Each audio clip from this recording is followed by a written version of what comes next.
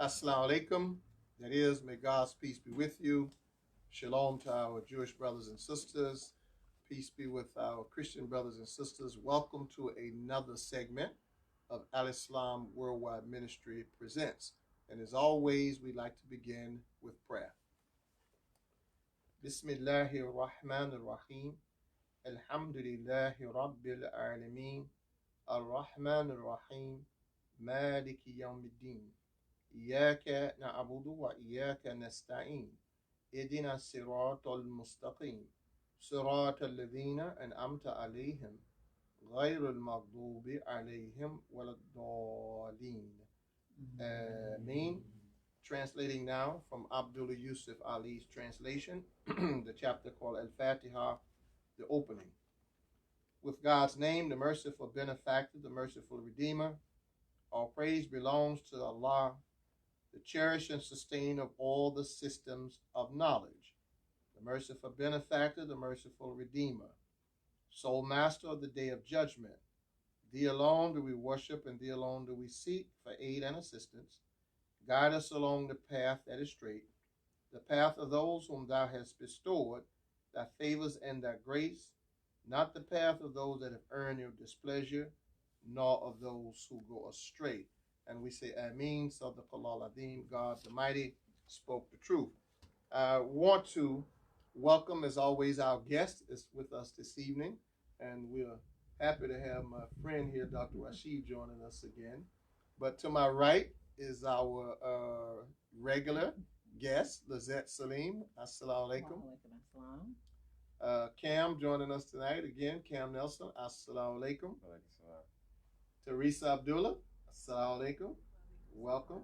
And your husband with you this evening, Dr. RASHEED Abdullah. Is happy to have you back, my friend. Assalamu alaikum. Welcome to you. And thank you all very much.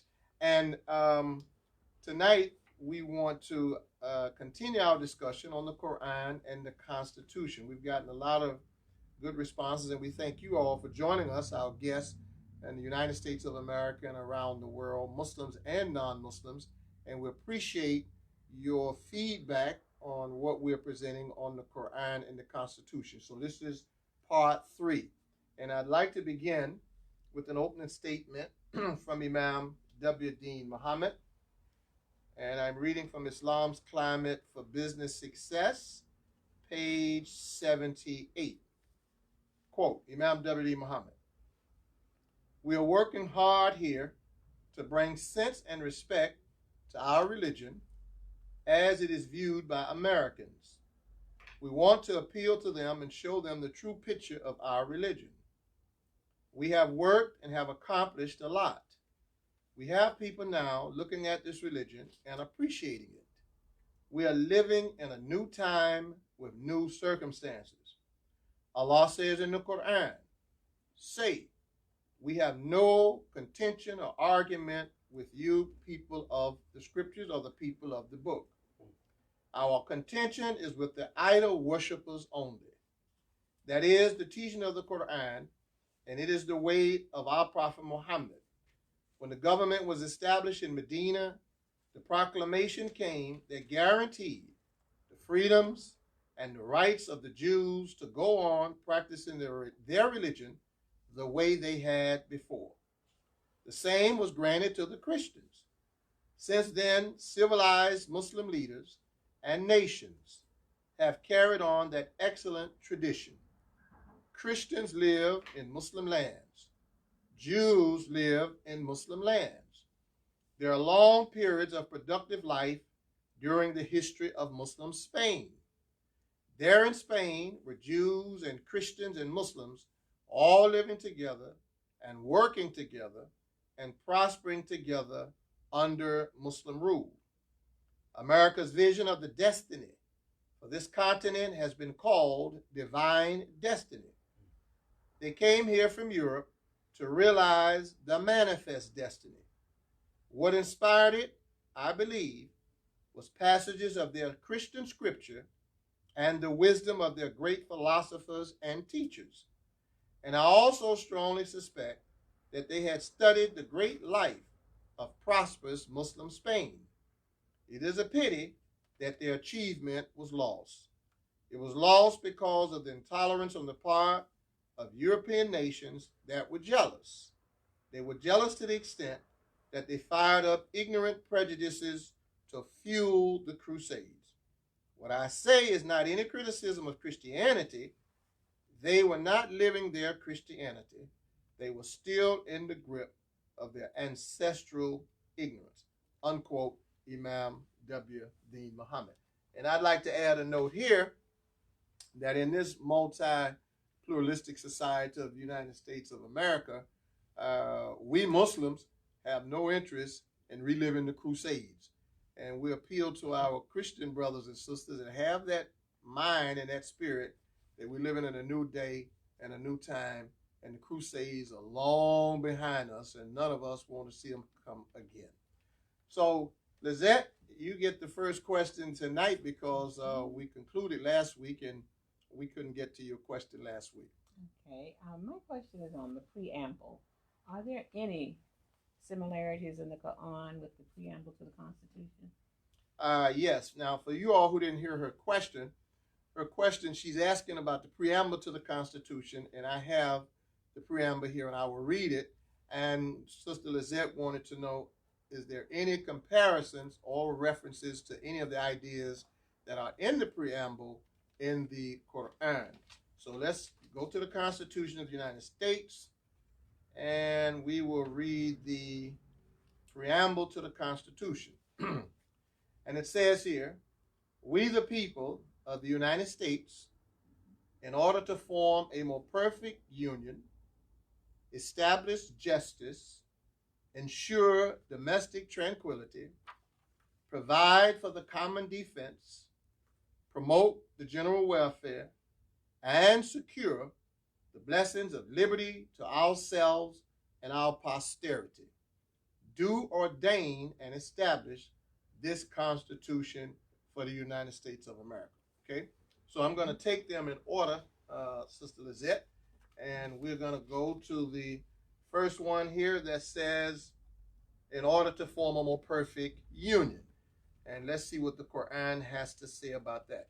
Now, those of you all who may be joining us for the first time, and let me give my acknowledgments to my good friend, Imam Muhammad Abdul-Alim from Philadelphia, that put together this nice little booklet that we've been talking about past couple of weeks, few weeks, and that I have been referencing. And so if you're joining us for the first time, we were talking about Thomas Jefferson's Quran and the founding fathers, and this book was written by Denise Spellberg, Thomas Jefferson's Quran, Islam, and the Founders. Now, I'm saying this because I can't assume that the people watching us tonight have been watching with us for the past couple of weeks or 3 weeks. So if this is your first time joining us on this program, The Quran and the Constitution, we're also referencing this book titled Thomas Jefferson's Quran by Denise Spellberg. And I will repeat, for the sake of those who are joining us for the first time, this brief paragraph and why we are connecting the Quran with this questions you asked about the Constitution. So Mrs. Spellberg, she quotes here, those of you all who haven't heard this, in this original and illuminating book, Denise Spellberg reveals a little known but crucial dimension of the story of American religious freedom, a drama in which Islam, now these are her words in this book now, Islam played a surprising role. In 1765, 11 years before composing the Declaration of Independence, Thomas Jefferson bought a Quran. Hence, my friend Imam Muhammad Abdul-Alim in Philadelphia did some extensive research to show the comparisons and connections. Ms. Spellberg goes on to say, this marked only the beginning of his, Thomas Jefferson's, lifelong interest in Islam. Now, if you don't know who Thomas Jefferson was, he was one of the founders of the United States of America, the 13th colonies, and a signer on the Constitution, the Declaration of Independence. This marked only the beginning of his lifelong interest in Islam, and he would go on to acquire numerous books on Middle Eastern languages, history, and travel, taking extensive notes on Islam as it relates to common English common law. Okay, so you all who are joining us perhaps for your first time, that's why we're making these connections, because Mrs. Spellberg makes this connection in a real way of how Thomas Jefferson, 11 years before the Declaration of Independence in the Constitution, studied the Quran. So let's go to the more perfect union question in the preamble. Chapter 3, verse 104. وَلْتَكُنْ مِنْكُمْ أُمَّةٌ يَدْعُونَ إِلَى الْخَيْرِ وَيَأْمُرُونَ بِالْمَعْرُوفِ وَيَنْهَوْنَ عَنِ الْمُنْكَرِ وَأُولَٰئِكَ هُمُ الْمُفْلِحُونَ. And I'll read verse 105 because it goes with that also. وَلَا تَكُونُوا كَالَّذِينَ تَفَرَّقُوا وَاخْتَلَفُوا مِنْ بَعْدِ مَا جَاءَهُمُ الْبَيِّنَاتُ وَأُولَٰئِكَ لَهُمْ عَذَابٌ عَظِيمٌ. So the translation for verse 104, Sister Lizette, in regards to your question about the more perfect union. Let there arise from you all a common band of people, inviting to all that is good, and joining what is right, and forbidding what is wrong. They are the ones to attain prosperity and success. Verse 105, we hear the cliche, and I'll tell you what the cliche is when I read this. Be not like those who are divided among themselves and fall into arguments after receiving clear signs. Now, we've heard many times, and I heard this in one of the, more than one, in the State of the Union address in Congress. A house divided against itself cannot stand. Huh? So, to form that more perfect union, they called together a band. They were the 13 colonies, came together to resist the oppression in Britain at the time, and they put it together on the basis of what was right. So that's a brief response now to your first part of that. The second part, to establish justice. That's a part of the preamble. Chapter 3, verse 110.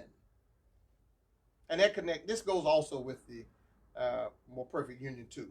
But you'll hear some things here. And then I'll go to the verse actually on justice. كنتم كرامة أخرجت للناس تأمرون بالمعروف وتنهون عن المنكر وتؤمنون بالله ولو آمن أهل الكتاب لكان خيرا لهم منهم المؤمنون وأكثرهم الفاسقون. You are the better community, brought out for the benefit of all nations and all mankind, enjoining what is right, forbidding what is wrong, and they call us, what's the word? City on a shining hill, the beacon that draws all people. We're the model example. Well, we have some challenges now. You know, we're not living up to the best community and best nation brought out for all man in some respect. Now, I'm not criticizing. I'm just simply saying, you know, we've been witnessing some things. The whole world is watching the United States of America. This is the greatest nation on earth. Wouldn't want to be any place else but the United States. I love my country, but we're having some challenges right now. And by the way, the founding fathers left in the Constitution a way to correct things if things got out of hand now. And I've been studying and reading. They left an exit strategy, as they call it. There's some corrections in here. You are the best of people, best of nations, evolved for all of mankind, and joining what is right. And you know, see, and forbidding what is wrong. People who are coming here, migrating to the United States of America, because America stands as a nation of freedom, land of the free, home of the brave. Huh? So we have people, and this is a nation of immigrants. But America stands alone in the world as a pluralistic society, multicultural society, multi-religious society. And this is what God is saying. This nation has been gradually evolving over time. And in America, in the United States of America, we find every nation's representative is in the United States. Now, I don't know of any other country where you can go, and I've been to many countries around the world, but they don't have an open society like we have, even in some places in Europe. In the United States of America, every nation's representative. It's almost like a major Hajj. Yeah, United States now. And Muslims, I'm not being disrespectful when I say that. I'm saying Hajj is a gathering that pulls different people of all races and nationalities. And this is the Hajj season. So blessed Hajj to those of you all who are making that journey. So now let's say I'm going to go to the justice part that's in the preamble. To establish justice. Chapter 4, verse 135. And keep in mind, dear viewers, Thomas Jefferson bought and read the Quran 11 years before they penned this beautiful document, the Constitution.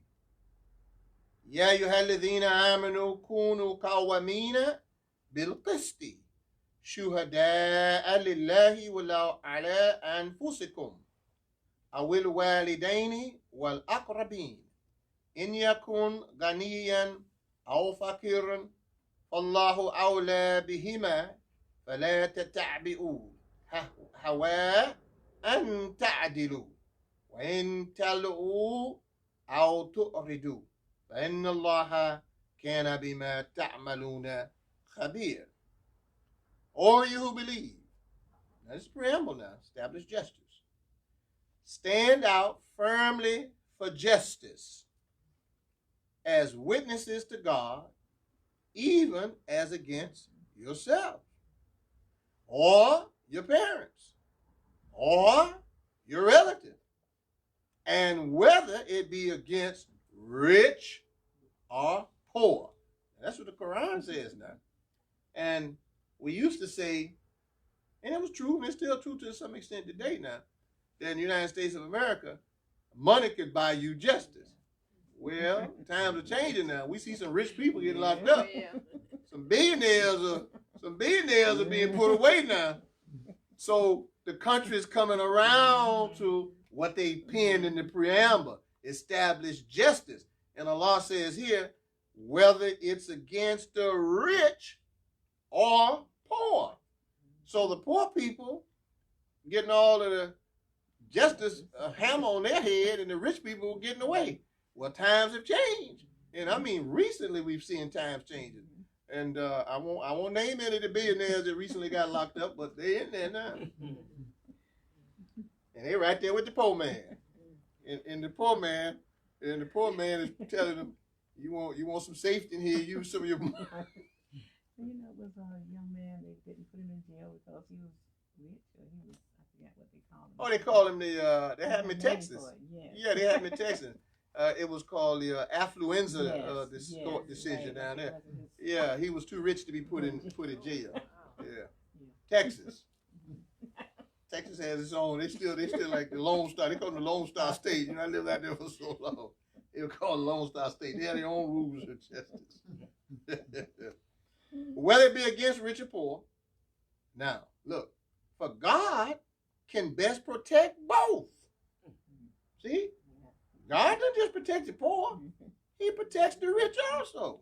So God is not prejudiced now against the rich to the extent of the poor. See, so all the poor people, they think God is just on their side alone. No, not in our religion.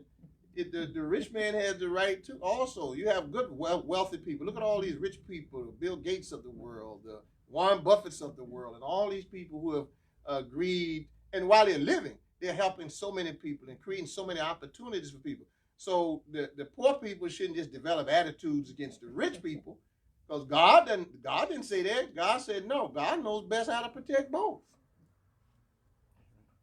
Follow not then the desires of your hearts. Now this is to the judges.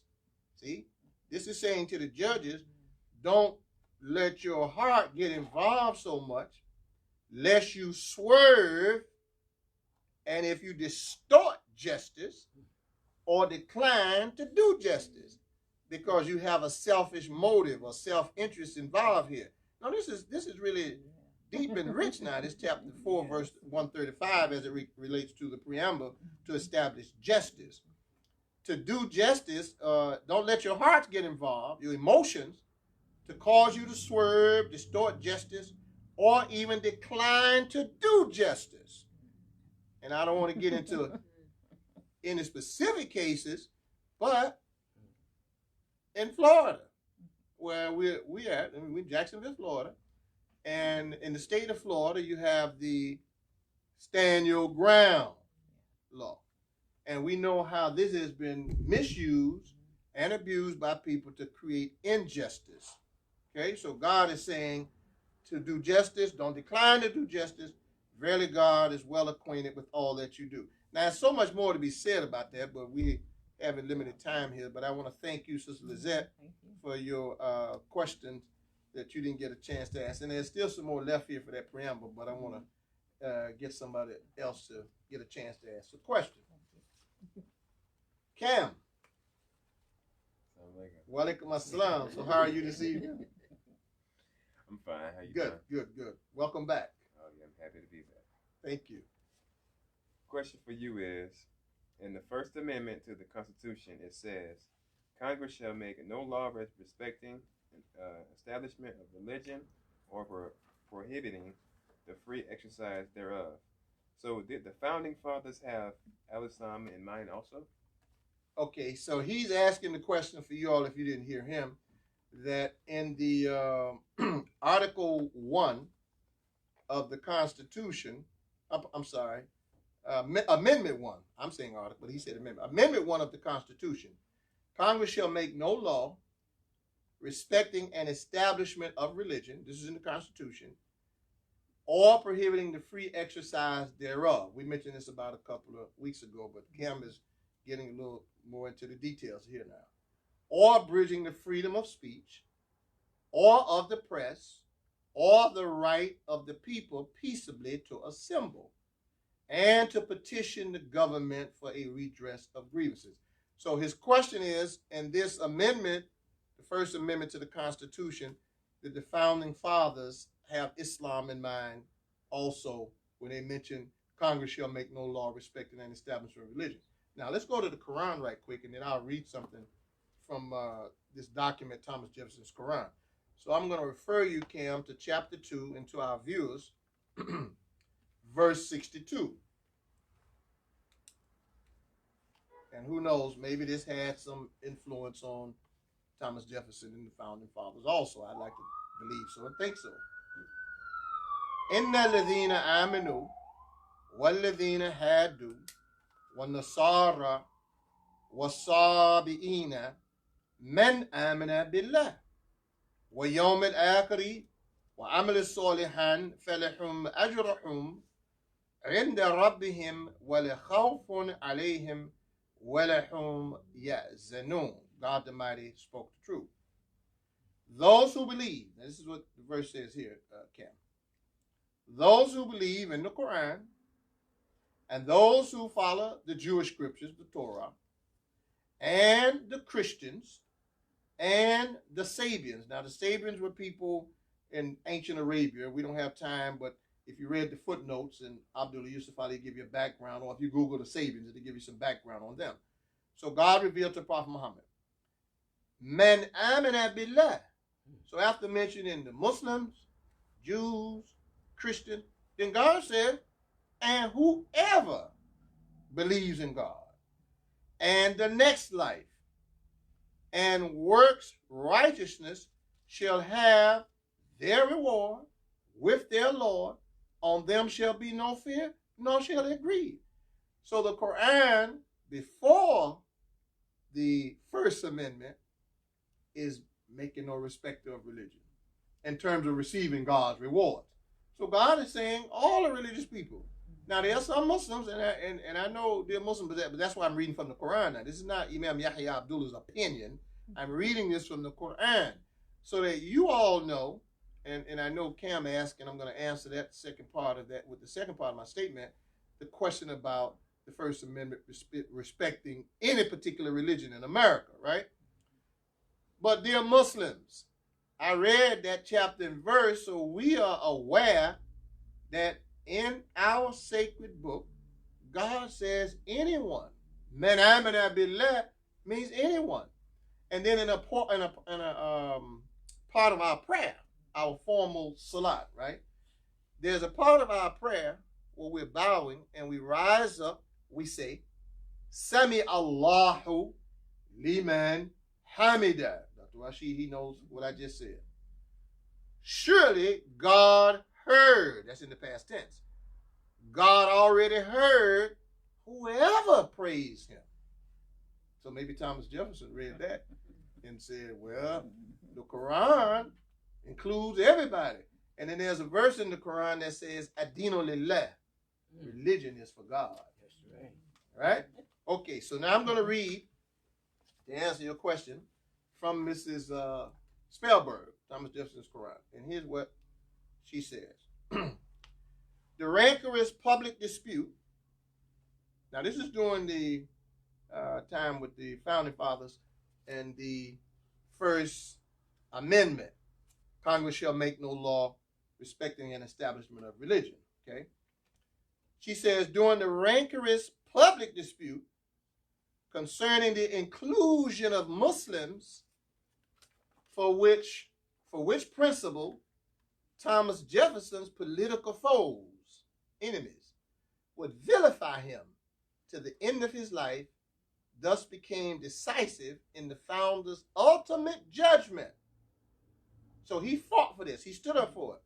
Not to establish a Protestant nation, as they might well have done. Our extreme brothers and sisters in the Christian faith, this is not a Christian nation. That is not what the First Amendment to the Constitution says. The Founding Fathers said Congress shall make no law respecting an establishment of religion. And yes, they were thinking about Islam too. So how do we know? Let's go read further. In Mrs. Spellberg's groundbreaking book, she explores how America's Founding Fathers intended religious tolerance as a key American ideal, not only for various Protestant groups, to answer your question, but also for its future Muslim citizens. As her book explores how tolerant attitudes towards Catholics, Jews, and Muslims led key early American thinkers to consider religious freedom in the widest possible terms, it offers a crucial corrective to those who today resist the nation's inherent blueprint for religious pluralism. In tracing the transatlantic development of these ideas, Mrs. Spellberg has laid critical groundwork for those interested in European and American perceptions of Islam and religious diversity at the time of the founding of the United States of America. So yes, clearly they were including Islam and they were including Muslims. Now, it's important to note that there were thousands of Muslim slaves and from West Africa. And yes, Thomas Jefferson, along with a few other founding fathers, had some of those slaves. And next week, I don't have the time tonight, I'm going to share some of that with the audience regarding some of those Muslim slaves. And it's in the document I have here. Okay, so we'll probably we'll continue this next week, God willing, part 4 of this, and you'll be surprised with the names of some of the slaves that they had, because Thomas Jefferson had slaves, and some of them were Muslims. And Mrs. Spellberg, she documented that. Okay, so thank you very much for your question. Okay, so our third person, Teresa, we didn't finish you last week, so yes. Okay, I had a statement then a question. Okay. A couple of weeks ago, I asked about Can you speak up just a little bit? Okay. A couple of weeks ago, I asked about the unalienable rights. Yes. Mentioned in the Declaration of Independence. Yes, in the Declaration of Independence. The question is, does the Quran reference the rights of life, liberty, and the pursuit of happiness? Okay. So she's making the reference to her statement about a week or two ago. Yeah. And this is in the Declaration of Independence. And again, for those of you all who may be joining us for the first time, it says here on page 35, this is my pocket constitution. And I was reading on page 21 to answer your question, Kim, about the First Amendment. So it says here, Teresa, we hold these truths to be self-evident, that all men are created equal, that they're endowed by their Creator with certain unalienable rights. That's the part you asked about, because we discussed that about a couple of weeks ago. That among these are life, liberty, and the pursuit of happiness. And I do know last week we discussed life, but we didn't get an opportunity to talk much about liberty and the pursuit of happiness. Okay, so that's her question. Is there any reference in the Quran to liberty and the pursuit of happiness? Well, absolutely, it sure is. And we are going to go to chapter 7, Teresa, and for our audience, verse 157. And it says here, الذين يتبعون الرسول النبي الأمي الذي يجدونه مكتوبا عندهم في التوراة والإنجيل يأمرهم بالمعروف وينهاهم عن المنكر ويحل لهم الطيبات ويحرم عليهم الخبائث ويدعو عنهم إصرهم وأغلال التي كانت عليهم فالذين آمنوا به وعزروه ونصروه واتبعوا النور الذي أنزل معه أولئك هم المفلحون. And that's chapter 7, verse 157. Those who follow the messenger, the unlettered, the Ummi prophet, whom they find mentioned in their own scriptures. Now, this is talking about Prophet Muhammad mentioned in the scriptures that came before. In the Torah, and that's not the discussion tonight, where he said we'll get to that at some other programs in the future. And the gospel, for he commands them what is just, he forbids them from what is evil, he allows them as lawful what is good and pure, and prohibits them from what is bad and impure. Now, he releases them from their heavy burdens and from the shackles, the yokes. Now, that should have resonance to those Muslim slaves that I was talking about that was in the early part of the history of the United States of America.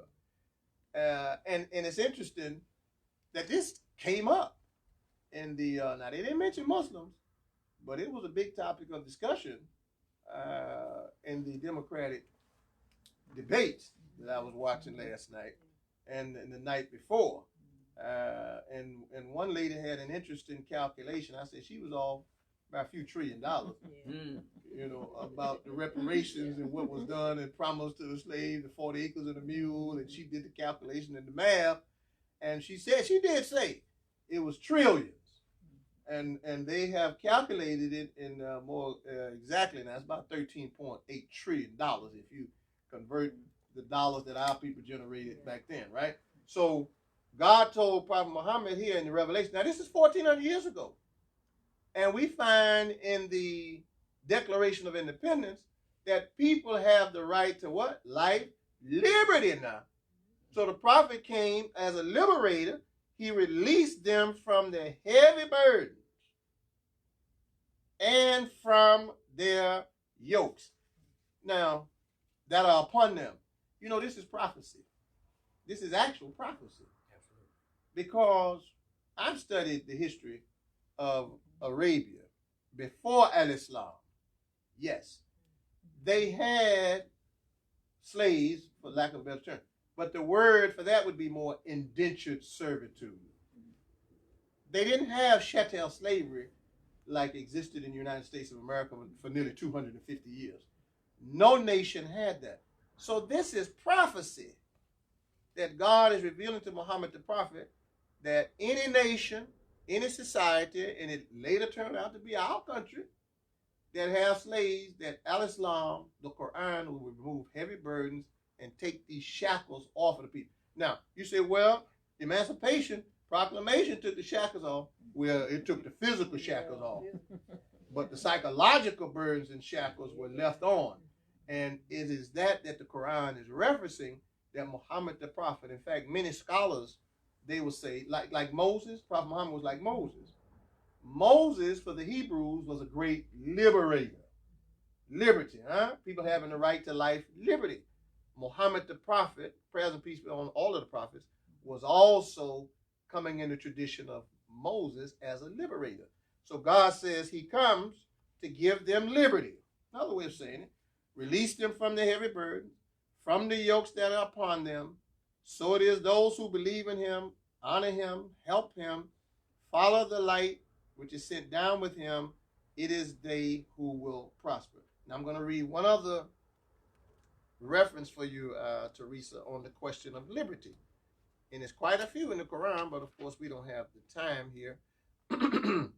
So in chapter 90, verse 2,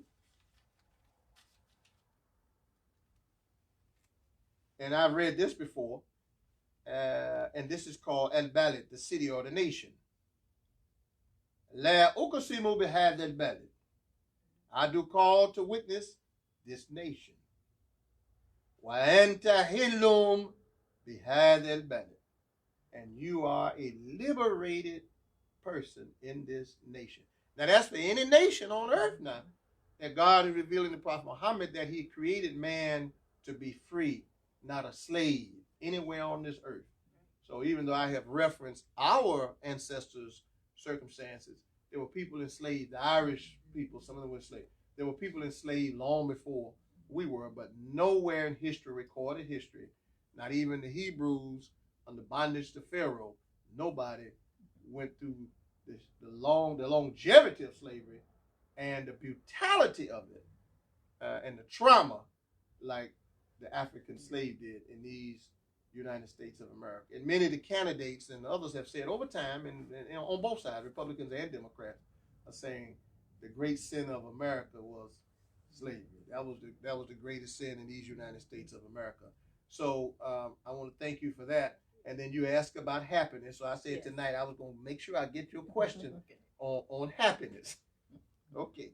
So on the question of happiness, life, liberty, and the pursuit of happiness. So chapter 69, verse 19, it starts there. So it says, and I read this in Arabic because I was aware, but I've become aware that we have many Muslims and others who are in Arab-speaking countries that watch our program on Al-Islam Worldwide Ministry, and they may not even be familiar. They understand what I'm saying in English, but if I read in Arabic, they understand it. And this is from the chapter Al-Haqqa, through truth. فَأَمَّا مَنْ أُوتِيَ كِتَابَهُ بِيَمِينِهِ. This is on happiness, the right to happiness. فَيَقُولُ هَاؤُمُ قَرَؤُوا كِتَابِيَ. Verse 20. إِنِّي ظَنَنْتُ إِنِّي مُلَاقٍ حِسَابِيَ. Verse 21. فَهُوَ فِي عِيشَةٍ رَاضِيَةٍ. Verse 22. فِي جَنَّةٍ عَالِيَةٍ. Verse 23. كُتُوفُهَا دَانِيَةٍ. That's verse 23. And then verse 24. كُلُوا وَاشْرَبُوا هَنِيئًا بِمَا أَسْلَفْتُمْ فِي الْأَيَّامِ خَالِيَةٍ. Then he or she that will be given their record in their right hand, the pursuit of happiness, will say, Here, read my record. I want everybody to see that. You were giving it in your right hand. It has reference to righteousness. Yes. I did really understand that my account would one day reach me. He or she that will be in a life of happiness, bliss, success, will be in a garden on high. Now this has reference to this life and reference to the next life, obviously. The fruits whereof their labor will hang low in bunches and close by. That's happiness, prosperity now. Yeah. And God says, eat and drink with full satisfaction, full happiness. And the declaration says you got the right to pursue it. Eat and drink with full happiness. And what was that old song? Don't worry. Yeah. Be happy. Huh? That's right. Yeah. Eat, drink, and be merry. That's right. Well, I don't know if they read the Quran. You know, I like to connect everything. I see all this stuff in the culture, a lot of it coming from scripture. Eat you and drink with full happiness and satisfaction. Because now this is important for us in terms of this concept of pursuing happiness now. So happiness here in the Quran, and I believe the founding fathers, and I'm sure with these great thinkers and philosophers the way they weren't saying happiness is the pursuit of pleasure. They could have said that. They said the pursuit of happiness. Huh? Okay. So here what God said. Eat and drink with full happiness and satisfaction. Why? Because of the good that you have sent for yourself in the days that have gone past, right? So this happiness that the founding fathers referring to, I believe, is connected to what God is saying here. This is a kind of pleasure and a satisfaction because you are a good person, you're doing righteousness, and you're working in productive activities in a good way. Huh? That's happiness. Because we know some things harm people and they have temporary happiness and misery when it's over. All right, I have one more for you. We got 2 minutes left, Teresa, but I have to finish yours tonight. Rasheed, we're going to save you for you get to pull up the rear this time, and we'll get you in next week. But I want to finish her question because we didn't get it last week. All right, on happiness, chapter 88, verse 8. Now, these are short verses, so they're not long. We can be able to conclude with this. Wujuhu yawma idhin na'ima, and I'll read them Arabic, English. On that day, faces will be happy. Lisa'iha. Now remember what it said in the declaration. And the pursuit of happiness. Huh? Lisa'iha radiya.